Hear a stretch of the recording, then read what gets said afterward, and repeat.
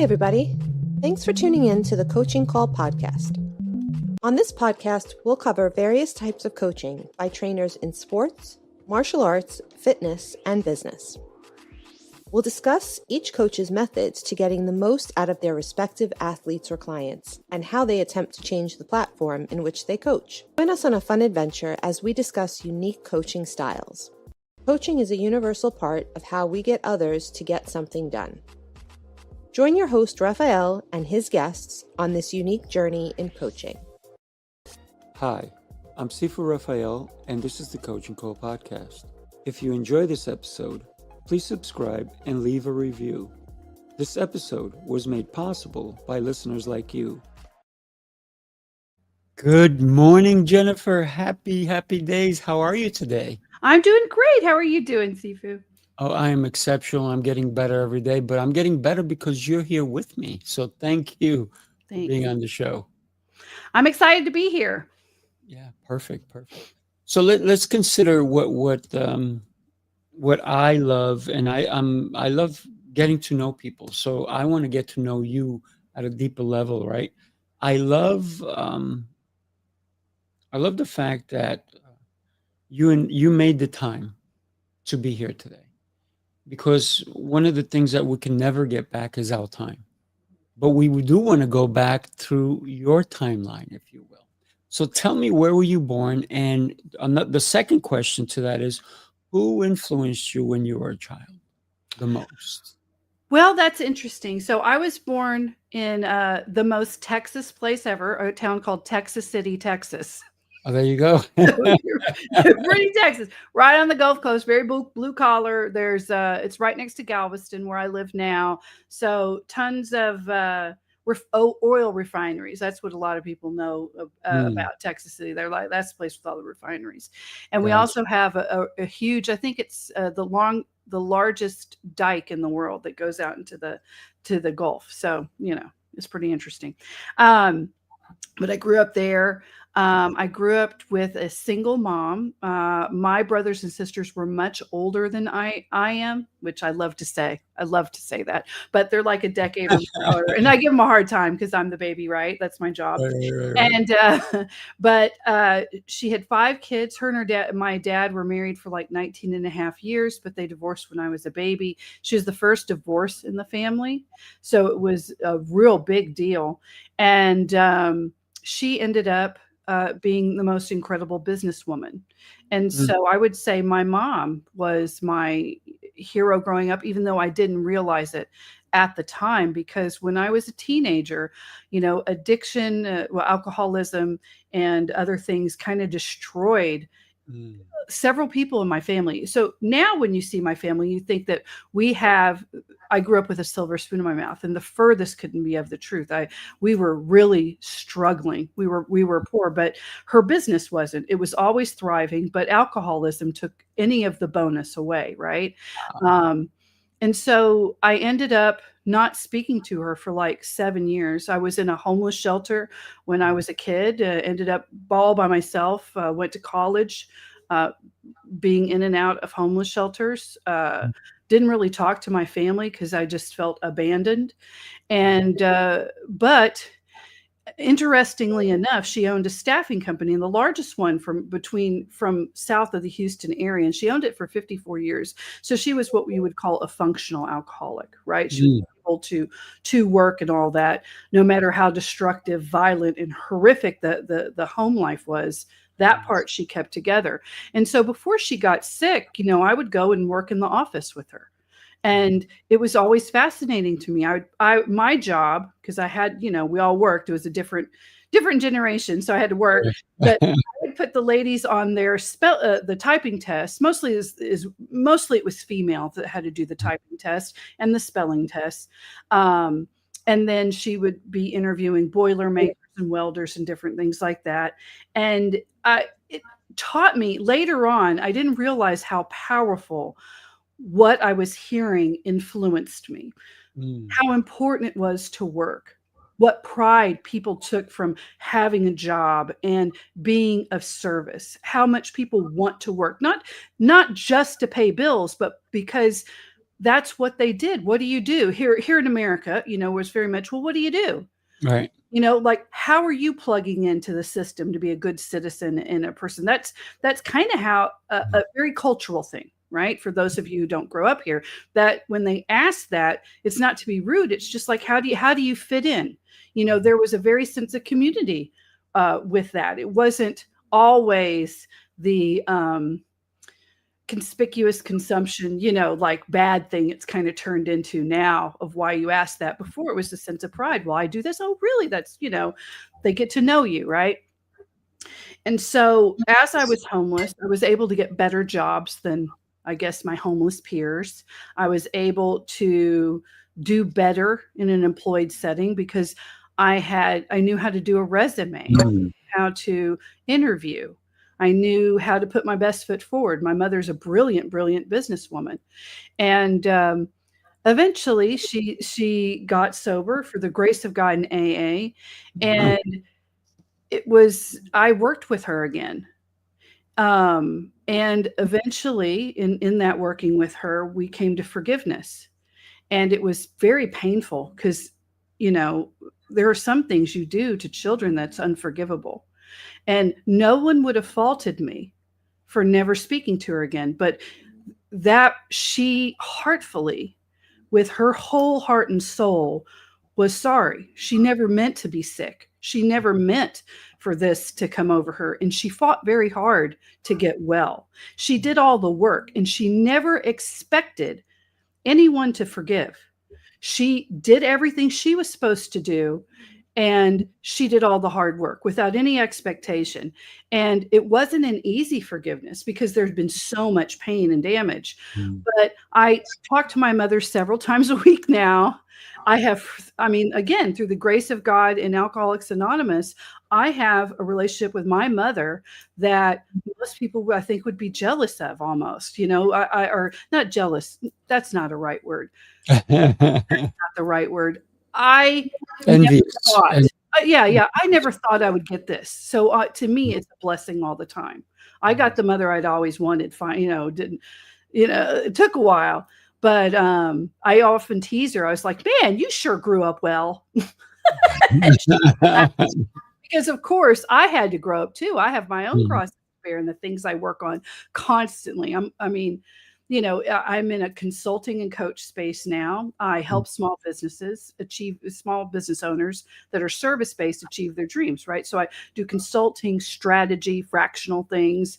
And it's just amazing. I've been able to take that. So yeah, she would be my hero. That was a long way of saying that, but it was hard because forgiveness, I'm just going to say, if they do all the work, really consider forgiving, because I got to tell you, it takes a huge weight off your shoulders and it frees you in so many ways that I could still be clinging to resentments. Resentments can bring you down so far, so far. So when you were talking,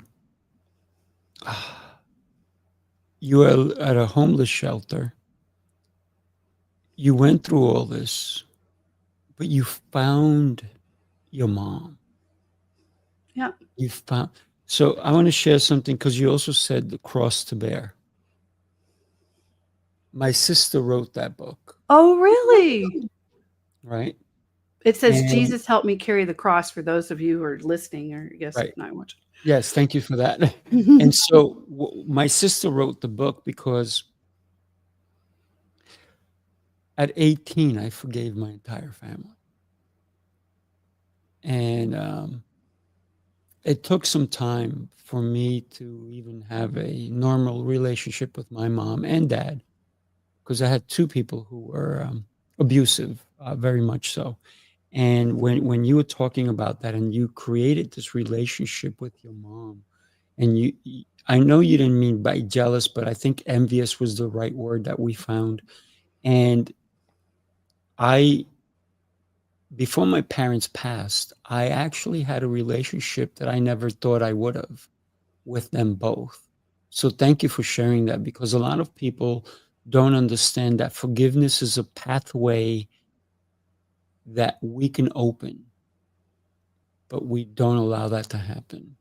Yeah. because we have resentment, we have hurt, we have pain. There's no doubt you were in pain when you were at homeless shelters. Like, why am I here? I should be, I should have a home. I should have I was pissed. this. I'm going to tell you, Of I course, wasn't in so yeah. much pain. I carried some really toxic anger inside of me. Mm, And I had to let that go because I started to hate myself because I'm yes. naturally a positive person. And the good thing for me, I think, was I have a really huge, great family. So when I was young, I was surrounded by really strong, loving people who gave me a sense of self-worth.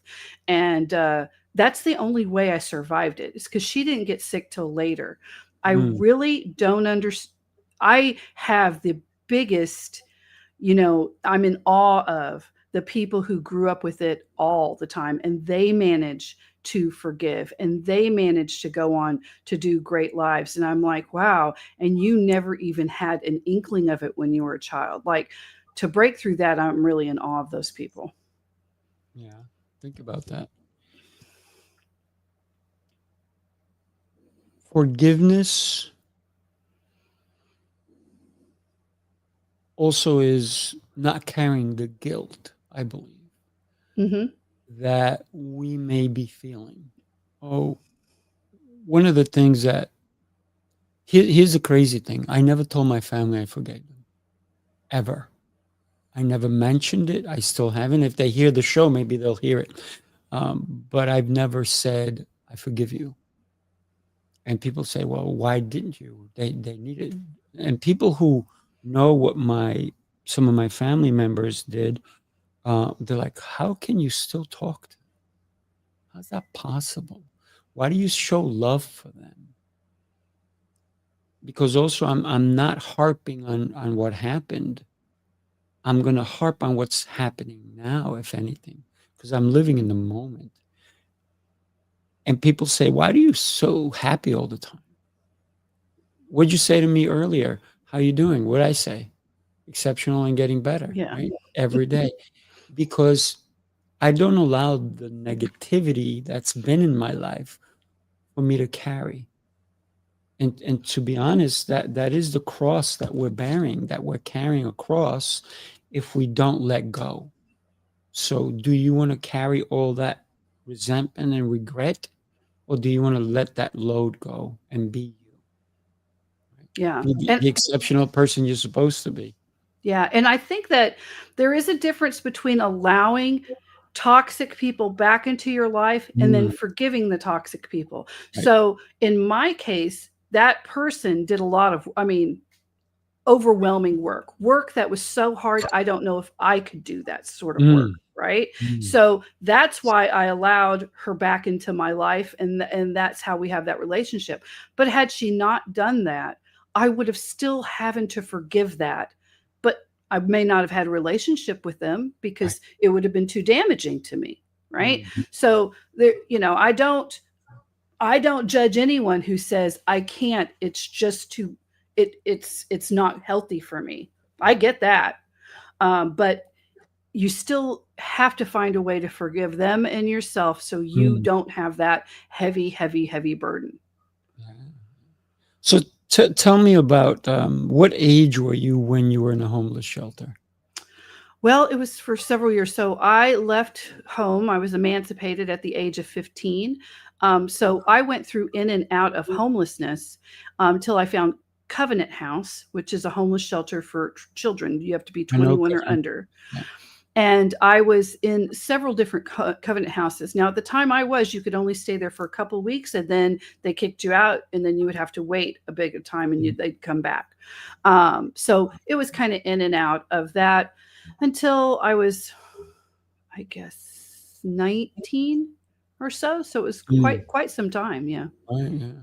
So when you say they kick you out, it's like they give you the boot and then you have to go wait around. What'd you do in between one home I and had the a car for some of that, so I'd live in the car, and then I got a tent, and I lived in a tent, and then sometimes I didn't have any place to live. A mm, lot of times it was, by that time when I was in college, it was different because I had helped Covenant House had helped me get into college. It was a special nice. program that I was in, and there was like kids everywhere. So if I didn't have a place and I would stay on campus, literally like in bushes and stuff. This is terrible. But I would come out of the bushes and people, if they saw me, I'd be like, oh, it was a wild party. Don't tell anyone. So I would lie, right? And that ended up being a real good power for me, because when you're homeless as a girl, and I'm sure it's boys too, but you don't want to be seen. So I became an expert at blending in. Wow. I've never, in my classes or anything else. I mean, I don't know if anybody even remembered me. I did not. I stayed so far away. I was nice, fun, social butterfly. I never got anyone really, because I didn't want them to know. Yeah. And in the You're shelter, hiding that secret, right? yeah, I didn't want anyone to know. Back then, it was very shameful.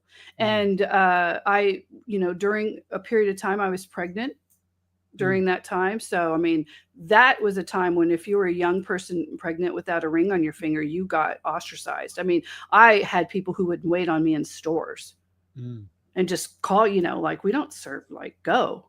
And now people are like, how that really happened? I was like, yeah, life is tough. I'm going to tell you, life is hard and tough, and people can be very mean. And, but I didn't blame them. I had made a horrific mistake. In my mind, I went from being a straight A student, drum major, band, first chair, winning all these awards, to struggling for my life and just making all these wrong choices and, ruining it. But you actually don't. You just put your foot forward. And I had some really good people I met along the way.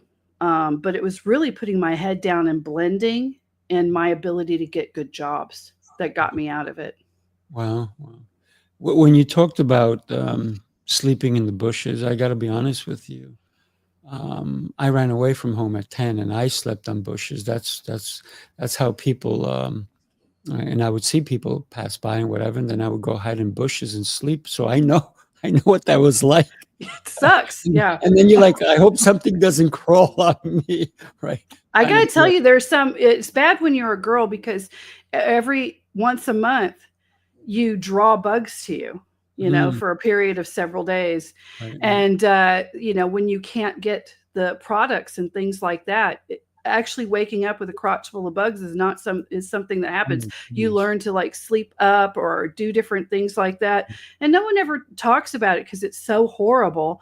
But I'm going to tell you, whenever I live in a hurricane zone. So whenever there's hurricanes, the first thing I do is I will go and get feminine healthcare products, and I will just bring a whole bunch of them to any donation center, because people forget about them, but I don't, because I remember, like, it was just this, oh man, what am I going to do now? If I couldn't find a place to stay or whatever. So, yeah.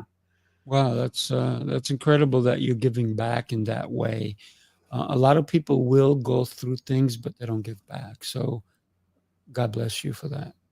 Oh, well, I think a lot of people do. We just don't. I didn't say, no, there's a lot of people do, but listen, there's people who have millions and they don't consider anyone else. There's a lot of celebrities who never donate. There's people who make too much money and I deserve it. Just okay. Yeah. I'm going to tell you, I will tell you, I'm a person who is, I'm a capitalist, but I am against the billionaire class. I will say that is too much. There used to be this sense of noblesse oblige, where once you got to a certain point, your life was then nothing but philanthropy.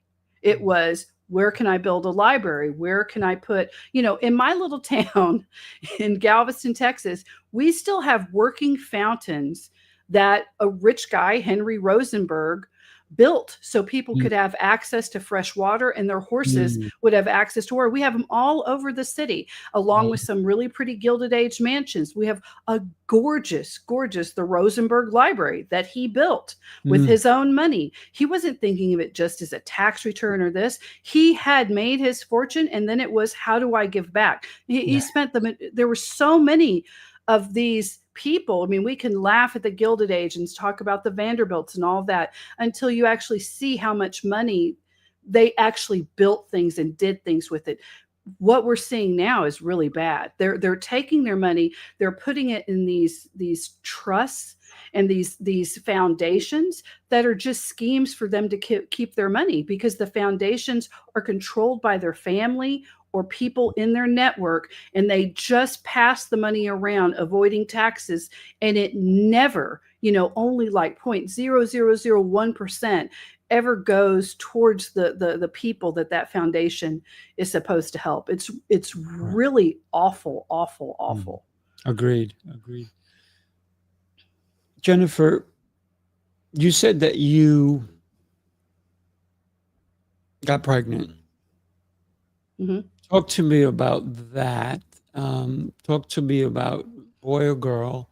Oh, it was a girl. And, okay, and how did that come around? Were you homeless still? Mm-hmm. Yeah. And the father and I were both really, really great students, and I had a good pedigree, I guess, whatever. So there was a lawyer that I found, and that lawyer ended up getting in trouble later on for, I guess, selling kids. And I had the baby. It was paid for by the adoptive family. I did feel like, I didn't know this at the time, but I felt like I knew the people that I got letters and I got to pick, and it was just pretty horrible. I'm just going to say all that was pretty horrible. It's not what I wanted. It was the only choice that I knew that I had, because I couldn't give them a quality of life. Right. And then I spent years trying to, it was supposed to be an open adoption. They closed it immediately. Everything I signed didn't matter. I did try to send letters, and then like 6 years later, I got all the letters back, all bound up. They had just kept the letters at that office. And I hired an investigator, and I put my name on all the adoption boards. And I did get contacted by someone who said they were my daughter, because they found me on the adoption board, and they just wanted money. That wasn't my daughter. I took my information off because that was so soul ripping. Oof. And I wondered, and then all the Epstein things came out, and I was in South Florida at that time. And I, because I went to University of Miami, and then I thought, what if somebody like that, I had no idea what had happened. And then 3 years ago, I got contacted, and it was her and the family that was true, who I put him with. So everything matched. She knew things that no one else would do. She had the pictures. She had the couple of pictures that I had sent, she had. So she was like, this is the only picture that I got. And it was a picture that I gave at that time. And oh my, just I can't even tell you the relief, but she's had a really great life. She's, is working on her PhD right now. She's happy. She's engaged, and everything that I wanted. I just wanted to know that she was alive. And so we, now I leave it open for her. She contacts me, I immediately will contact back, but everything is on whatever her terms are, because she had a great family that she loves very much. And she got to a point where she felt like, maybe I need to ask. So, yeah. So it worked out. But I got to tell you, it was really, really, really hard for a really long time. Oh, no doubt. And so have you had, and you talked about an open relationship. Have you had like in-depth conversations with her? Yes. In fact, I have a son, and my son and I have another daughter, and we've met her and talked to her in person, and she doesn't live far. And so, no, we've had big conversations. Yeah. Well, God bless you for that. And you did the right thing for her at the time. And hopefully that even if she listens to this show, that she maybe have it in her heart to give you some love back, because you did a loving thing. Oh no, I've gotten love back. I've gotten everything I've ever wanted back, which was to know that she was safe and that she had a good life, and I didn't make a horrific mistake, because at the time I wasn't. I would say I was not even in my right mind at that time. I was so. I know pregnancy does a lot to you, and when you're just struggling to eat. I mean, there are days. I'm just happy that she is as healthy. She's ridiculously healthy, because there were days like I didn't eat at all. I didn't have any food, so and then when I got the lawyer, then it helped, Right. that helped. And I ended up getting another job that, the end of it was good. The beginning was not so good, but I'm just happy that she's healthy and good. Thank Looking God. good. This is a good story in a way. I know you went through the fire, if I will. Yeah, it was bad choices. I mean, I made those choices, but Correct. now I've forgiven myself, because now having my younger son really put it back to me, because I was much older then and I wasn't such in flight or fight Mhm. with him. And I just put him in college, and, it was just weird. I just kept on thinking, wow, you're just now getting your driver's license. And at this time, I was literally fighting for my life on this, like what the difference of it is. Like, how did I think I was at the time? I thought I was grown.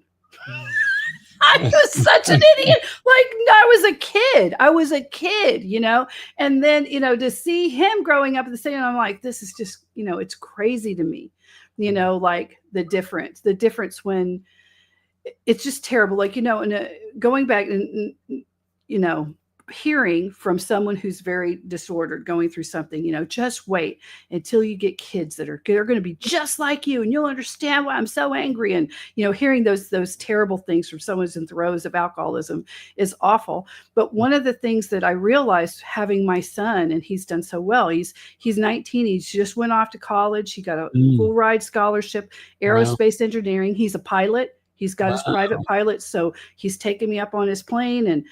And so, I couldn't help but hear those words, you're going to get a kid just like you. And I did. And I never was the problem. Mm. And when I realized that it wasn't me, and now I get to be who I needed for this person, and to see him grow, it's like getting to live my life over again. It's amazing. It is beautiful.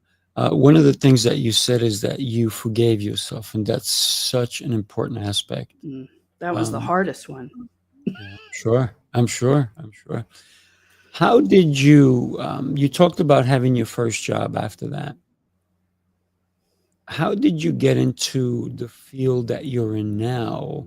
What was the first step for you, that you understood that this is where you want to continue with? Well, it didn't happen overnight. I started out in Personally. telemarketing, and then I went into sales. And as a salesperson, I was pretty much a jerk. If it wasn't for me, nobody would have a job, blah, blah, blah, blah, blah. And then then something happened. I had a big head, like most salespeople. I didn't want to do paperwork. That was for this. I'm just going to sell. And I was an idiot, right? Young, bravado idiot. And then what happened is I was with a really toxic boss who would like punch holes in the walls and do all this Wow. crazy stuff. And then they left. They left to go on some work trip, and left me and like a 26-year-old person in charge. How old were you? So I had to learn how to do accounting. I had to learn how to do all the HR stuff, how to pay people. And and I had to learn how to do this with the majority of people. It was a steel company, and the majority of people spoke Spanish. So I'm here in Texas. And so I had to like learn all this stuff, and really we ran the company because the boss was gone. And so we ran this huge steel company, and then they finally came back. We did a great job. We were supposed to get this huge bonus. We're talking thousands of dollars, and we got title changes in little cards. I quit. And I realized, and I also, but number one, having to go through all the different things of a company and realize how many parts have to go to make it work, it really calmed me down. It slowed my roll on my salespeople or everything. No, it made me realize how important every single thing of the wheel is. That's and right. I started going in, and then I just started getting into jobs where I would do a little bit of everything, either management or this. And then it just morphed into, I worked with a lot of healthcare clinics too, doing turnarounds. And so mostly service-based business owners. And I started going in more as a crisis intervention person, getting hired in we just had a bunch of people quit in this and blah, blah, blah, or something happened. They were on fire, getting them out of fire, and then fixing it.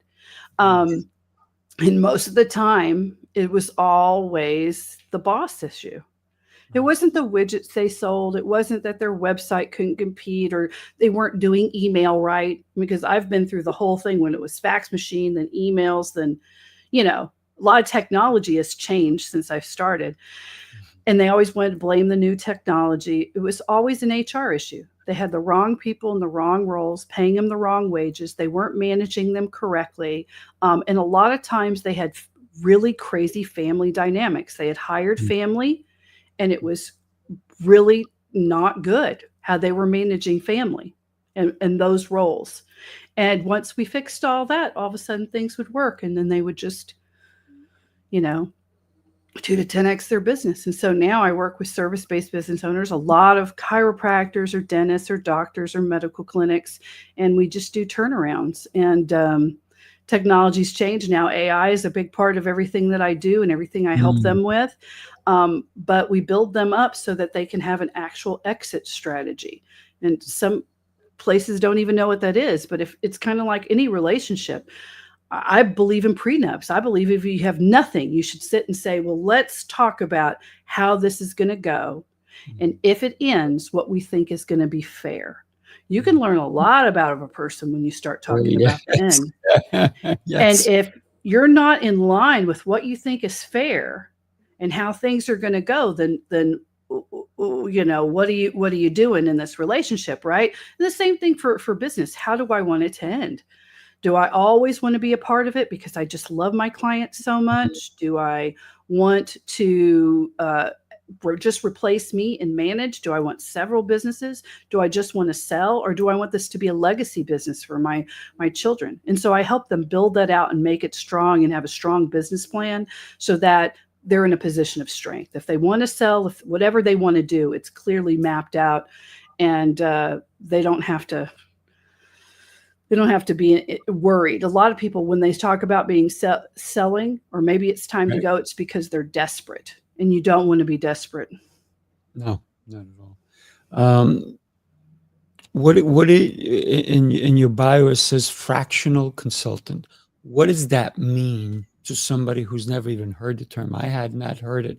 I know somebody who does fractional marketing, but it was a fractional consultant. What does that mean to us? Well, because I've worked in a variety of C-suite roles, so what I can do is, let's say I could be a fractional CEO. If you're a CEO and you just want another one of you to look at it from a CEO, or I can even pull myself away and look at it as a shareholder. Because if you're a small business owner, you have to have 3 mindsets. You have to have the shareholder mindset, you have to have the CEO mindset, and then you have to have the person who's doing it. Like, I'm the doctor, I doctor. I'm the florist, so I create the floral arrangements. I'm the painter. Whoever it is, you created a job around your job, whether you want to admit that or not. But you don't want to just create a job for yourself. You want to create a company. Right? So you have to pull yourself outside of the mindset that got you to create it into, what do I want? Right? So I can go in and help do that. Or a lot of times it's chief operations. I go in there and I see all the different roles, and then we either restructure or I just organize it better. Or I see, I would say more often than not, there are systems that have been built in the business. They're no longer working the way they're supposed to. So I go and we optimize those systems so that things will work. And then we bring in new tools or different things like that. Sometimes they need help hiring. So really when it's a fractional consultant is going in, it's talking to the owner, and then really diving into the company, auditing it, and going, okay, this is where it can move the dial into your favor the most. If we just can't get good people. Okay. That's going to be directly working with the CEO and figuring out why the culture is so different. Usually what's happening is they're advertising for a company and job that doesn't exist. So the people are like, oh my God, that sounds great. And then they go to work and they're like, what's this place? What? Like, it's a complete bait and switch, right? And they're like, well, that's what we want the company to be. Well, that's great, but that's not what you are. You need to put, this is who we are now. This is where we're moving to, because that's a totally different person than the person who wants to just be into the company that you already have, right? Because there are Absolutely. people who have builder mindsets. There are people who love ground floor opportunities, and different things like that. And then I have them take out or stop the behavior that has them put things like, we're a scrappy startup. That sounds great. That doesn't sound good. Yeah, but it sounds, well, what they want to do is they want to say that, you're going to be doing everything. You're going to have to wear many hats. There's going to be a lot of chaos. We're constantly changing our mind. Anyone who has been in a company like that, but you see that in job titles all the time, and you're like, okay, well, I got to sleep under the desk now. yeah, right. Yeah. And is that really how it is? And how long have you been a scrappy startup? If this is year 8 and you're still in scrappy startup role, then that's management problem, right? So when I talk to you about that, so why are you still stuck here? So let's see what got you stuck in that thing, because we're supposed to move past that. We should be more established at that point. And so I help them get there. That's beautiful. It reminds me, I had 2 jobs that were very much like what you were talking about. When I used to do architectural design and stuff with NH, I worked for a company. They looked at my portfolio and I sat with the owner and she's like, this is amazing. Wow, we can do so much great things together. I start working there and they put me at the lowest point, and they had me just drawing nothing.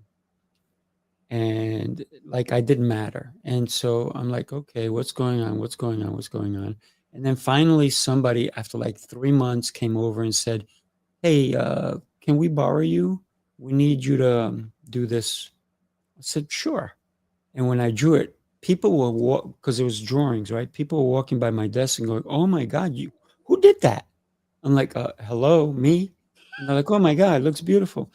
And then this guy wanted to keep giving me work and stuff like that. But then he got pulled somewhere else and they put me back to drawing boxes. And so I turned around and I quit. And then she says, can I talk to you before I know you gave us 2 weeks. I said, sure. She goes, why are you leaving? Look, your work is beautiful. I said, yeah, and it took you 3 months to even notice me. I said, well, I said, and it's not even like I want to stay. I don't want to stay anymore because I wasn't treated right. And then I already took another job. Well, I'll match what they have. I said, it's not the money. It's the way I was treated. I said, I came in here because you just won Designer of the Year award and I wanted to work with you. I never got to work with you, which is one of the things you promised. So it was that promise of all this great stuff, and none of it was delivered. Yeah, it's a bait and switch. That's yeah, basically lied, right? Yeah. But then she wanted me to stay on. I was like, yeah, I don't think so.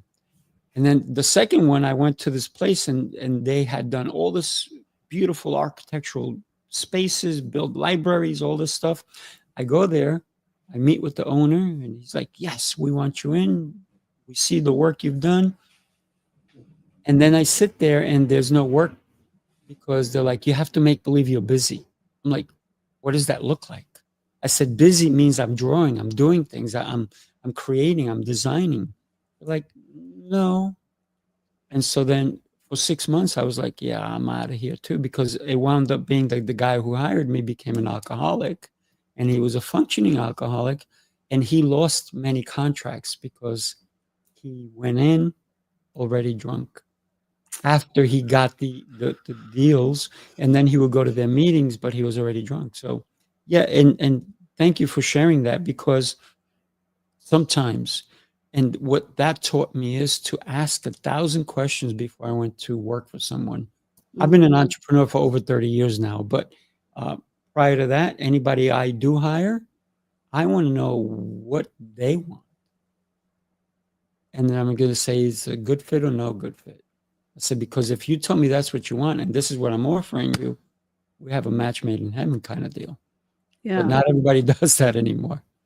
No, but it's important because it's in a very important relationship, right? Like, yes, it's contractual. You're here and I want you to do X, Y, and Z, and I'll give you money. And you're going to take that money, you're going to raise your children with it, send them off to college, you'll pay for your medical bills. I mean, it's an important relationship, right? But on both ends, right? And until we start treating people as people and human beings, then it can't be like that. And that's why we have to, as small business owners, or I mean, any business owner really at this point, to push back against the corporatization of these mega companies where you just get on a Zoom. I mean, I just saw last week where one company, it's not just one, it was more than one, but they started using AI generated reps to say, yes, Judy, so it looks like a person, but it's AI, and they're firing people using AI. What?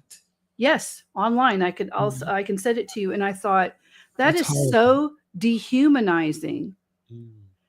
I mean, like what? And it's just crazy. And the pay rates that these companies are wanting to pay is it's insane. Really, when you think about the cost of living, it is insane. And, you cannot have these, in 1978, the average CEO ratio to their average employee was 25-1. Mm. Now, CEOs in 1978 had private jets. They flew around. They went to Studio 54. They were the best of the best. They were wealthy. That poor CEO who ended up getting shot down, the healthcare CEO, his pay ratio was 369-1. Wow. It is such an unbelievably skewed that should never occur, ever. And that wasn't the only C-suite in that company. Right. They were all being paid so much more. And then they have, if you have someone that you're paying who's working a full-time job and they have to go get on food stamps, that's a you problem. That's not a them problem or a whatever. You really have to think about that and think about, what am I doing here? Am I charging too little? What is even going on to create a thing where a full-time role cannot even afford a one-bedroom apartment? MIT has this calculator you can put in for your area, any place in the entire country, and you can put in, like, I can put in Galveston, Texas, and it has what was a living wage, the basic living wage.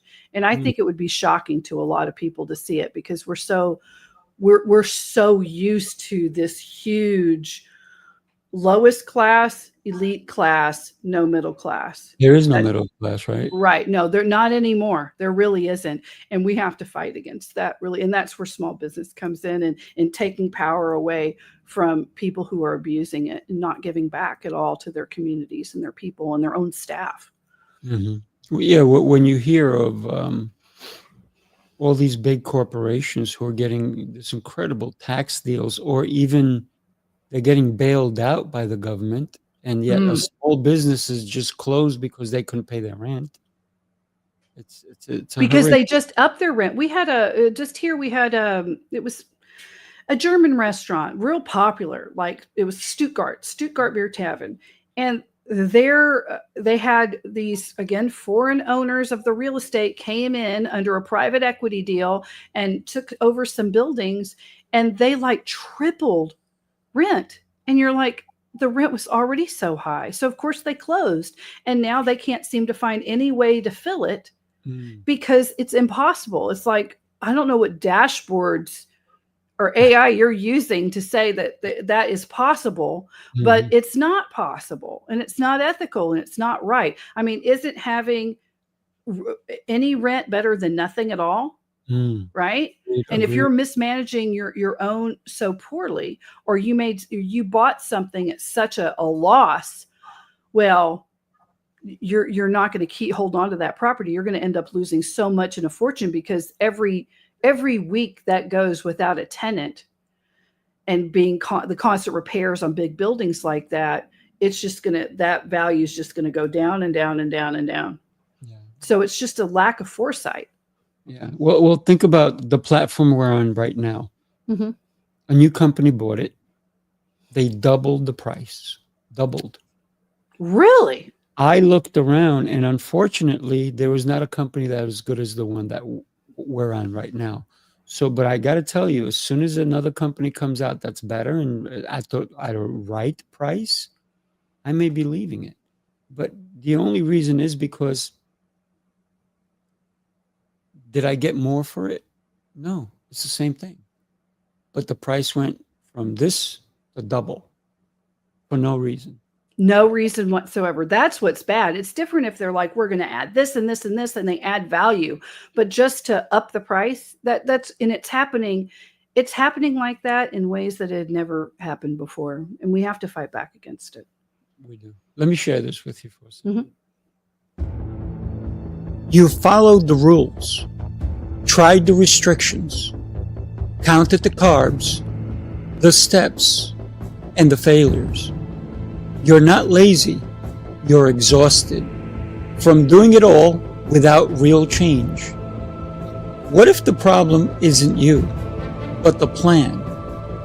Sifu's Mind-Body Method is a 90-day transformation built on 7 unshakable pillars: mindset, movement, nutrition, hydration, fasting, journaling, and faith. This isn't another shortcut. It's your structure, your strength, your reset. You don't need harder. You need better. Ready to begin? Start today. That's one of the things, the reason I created that was because so many people are taking care of their businesses, but not their main business, which is themselves. How do you see when you walk into a company and they're asking for you to come and help them, and they're not necessarily treating their employees the way we've been talking about, that they're not taking care of their employees, they're maybe not paying them enough, or they're abusing their management skills to get them to do things that they maybe would never do. Maybe they're doing double their jobs. I've heard that a lot, that all of a sudden now somebody left, so guess what? Now I'm covering their job. And then this other person left, and now I'm doing their job. So maybe they're doing the job of 2 or 3 people. What do you see, and how do you handle that? Well, a lot of, I would say, I don't get hired a lot because I'm a real big advocate for ethical entrepreneurship. So when people read me, real unethical companies, I would say, that are truly unethical, they tend to not hire me. But the ones that are doing that, it's not, I will say, for the most part, it's not because they wanted to. They got stuck and they don't know how to get out of it. They don't like it. That it makes them unhappy. They don't want to say anything about it because then they'd have to do something about it, and they don't know what to do about it because in their mind the money isn't there, and they're just caught in this loop that is dragging them down. So the first thing that I do is I go, okay, so what is your divine purpose on this planet? And we talk about that. And I know I'm a business coach, but it ties in because we all have something that is our divine purpose. Like, why did you decide to be a florist? Why did you decide to be a painter or a roofer or a doctor or you did this med spa? And they're going to say something like, well, I wanted to bring color to the world. I need to heal people that are in chronic pain without drugs or surgery. I know that there's a way to do it. They have deep passion about why they've started this company, right? So because it's service-based, I would say 98 to 99% of them have a divine purpose. That's why they did it. They didn't just buy something and because someone said, oh, it'll make you money, and they're not tied to it in any sort of emotional way, right? So we once we go to that purpose, we have to build the purpose for that. Okay, so that's your divine purpose. How does this company fit into that? So what is the true purpose of the company? So we'll change it from we'll help you feel better to we exist to get people out of lower back pain without drugs or surgery. And then what's your promise to your client? Well, we've developed this program that's like 4 months long or 6 months long, and we can take you from debilitating pain to you're able to move again freely and do the things that you want to do, whatever it is. So we figure out what that is, either from whatever they have. Then once you're aligned, we align with that. We think about the actual strategy of the business and the business plan. And then once we start to align those things and put that out, then we start building things up and building the processes and looking at them. And then we're able to pull the people better into alignment or hire who we need to that's in alignment. It really does start with, well, what's your purpose? Once that business owner gets out of fear, just get out of fear mode. That's so easy to say, right? Yeah, But right. one of the best questions you can ask yourself is, what would I do if I were not afraid? Because you don't want fear controlling your life and making all these really poor decisions for you. You want to make calculated risks. As an entrepreneur, you're going to have to take risk. And there are calculated risks and non-calculated risks. And so you need to get back into, have I worked on my purpose today? How are we showing up in the world? How am I helping my community with what I've chosen to do with my life? And you need to communicate that with the staff. How can we do this better? Where do we really need help? Okay, so Judy, you're now doing this and this. And we had already decided that those 2 jobs you could more than do and you like doing them. This other one is too much. How are we going to move out of that? Be more transparent with the staff on the money that's coming in and what is needed for things.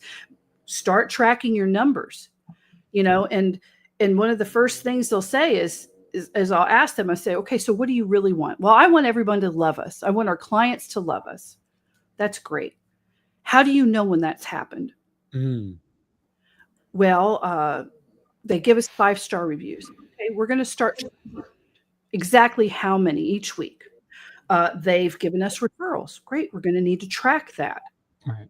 Everything that you think of is you can track it, and then everybody can be, okay, how many 5-star reviews do we get this week? Let's set a bonus. Let's set something towards that, because the more of these things that you get, now we know people love us, right? Because we're getting referrals. People are upping themselves to other things that we offer them, upsells or other things like that. We can put into place this, and we can track it, and we can get there because we're being intentional and purposeful, not just showing up doing the same thing, going, why isn't it working?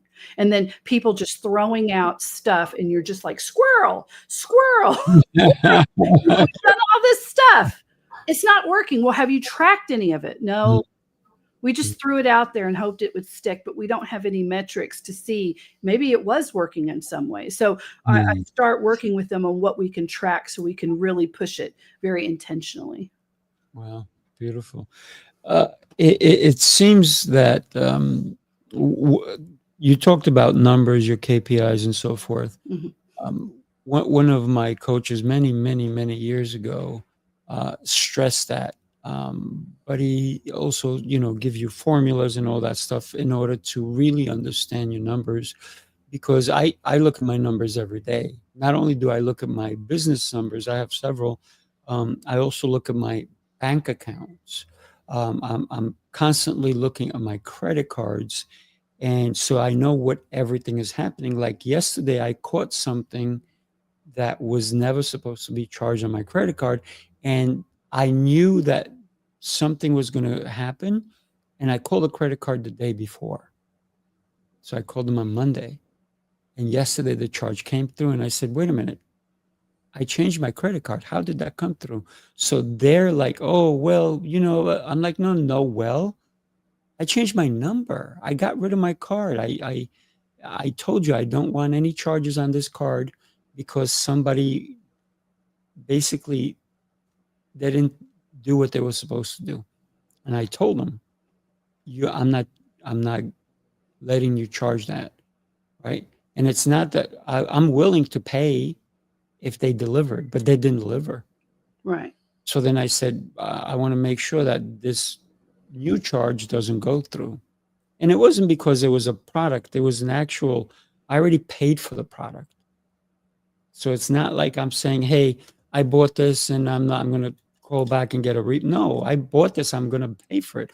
But if I bought it and you charge me $50 for this, and then I have a feeling in my head that I already paid that bill, and for some reason you're going to charge me again on that one. And I call my credit card company and say, hey, I have a feeling that there's going to be some charges. So I want to cancel my credit card. I want to make sure there's no charges on it. And they say yes. And then I got charged. See, that's ridiculous. That's Yeah. scary. It's very scary. Yeah. And that's a big credit card. It's MasterCard. Yeah. So I called up and I said, no, there's no way I'm even paying that bill, because and one of the things I did like is that they recorded our conversations. So I'm like, go back to your recording, go back to the notes. The guy said, absolutely nobody can charge you. So yesterday I was on the phone again and I said, do me a favor, terminate my card. I want no charges. And they're like, and I said, I want a new card, but I want that one turned off. How do I turn it off? And I said, I only want to put it on when I'm in front of a merchant. And I go, okay, charge. And then you'll know it's good. And even if you call me, I can answer that and say, yes, this is a good one. Go for it. Because I believe as a business owner, I have to be in charge of being able to handle every aspect. And there are people in my business that can handle certain aspects, but sometimes it does fall back on me, right? Well, To yeah, be because able to handle things. Yeah, What do you they have a bank.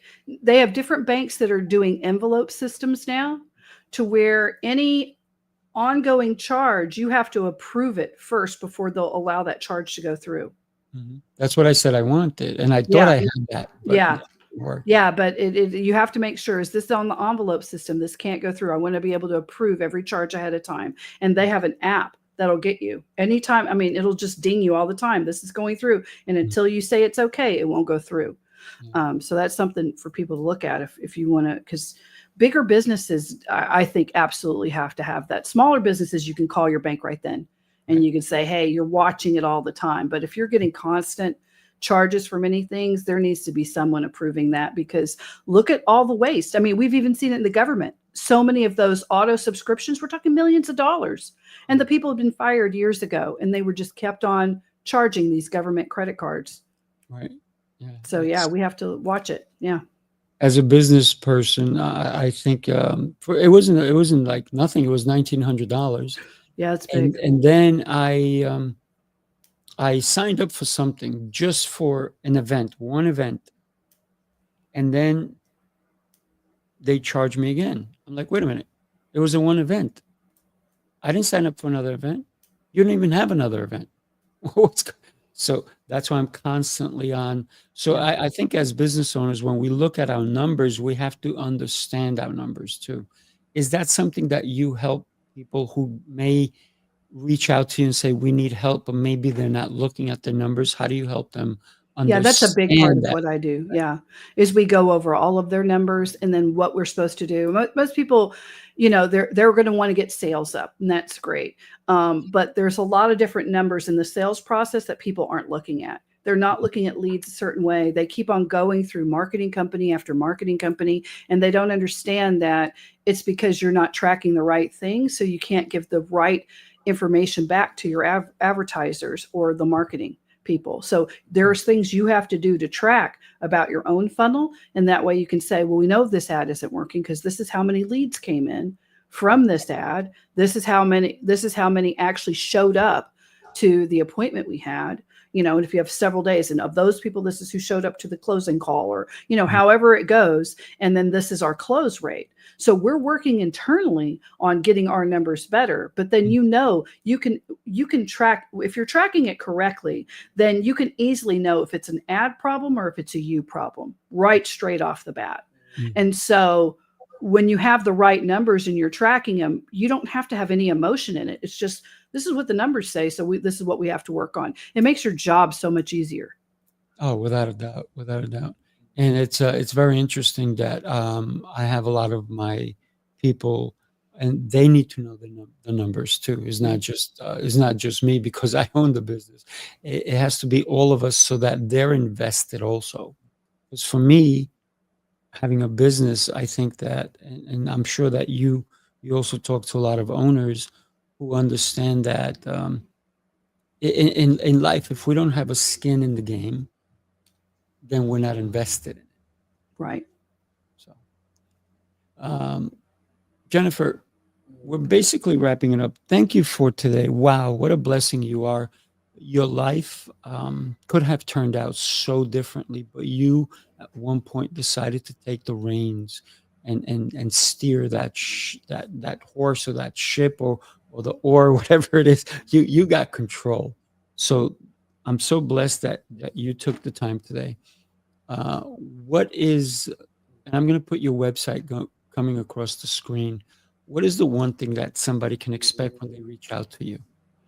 Well, if you reach out to me, if you go to superclinicproject.com and you click on my picture, then it'll take you to just a page that talks about some of the coaching I do. But if you click on that, then I would like for you to call me and give me a challenge and say, this is my challenge in my business. And we have 15 minutes and you can test me on how bad I can, or how much I can help you, because I really want to help people. And I'm amazed at how many people who won't take that choice on themselves. But just do it. But it's not a sales call. You literally, I'm not even going to talk to you about that. You just bring your challenge. I'm going to help you as much as I can. And you can kind of dip your little foot for free into what it would be like to have someone helping you. So that's what they would expect. It would just be you and me, and give me a challenge and, challenge me. I want you. I'm good at it. I'm going to help you. I love it. Everybody, make sure you go to superclinicproject.com. Connect with this incredible, brilliant person called Jennifer, right? Gligoric, right? Yes. And when you think about your business, we're in business, I believe, not necessarily to make money, but to make an impact in the world. That's how I run my business or businesses. Thank you so much, Jennifer. Wow. Thank you, Make sure Sifu. you listen. Thank you, Everybody, listen to this young lady. She has so much knowledge, so much expertise that she's sharing with us today. If you know somebody who needs to share it to them, give them this information. Thank you, everybody. Jennifer, hang out for a minute. And everybody, have yourself a blessed rest of your day. Take care.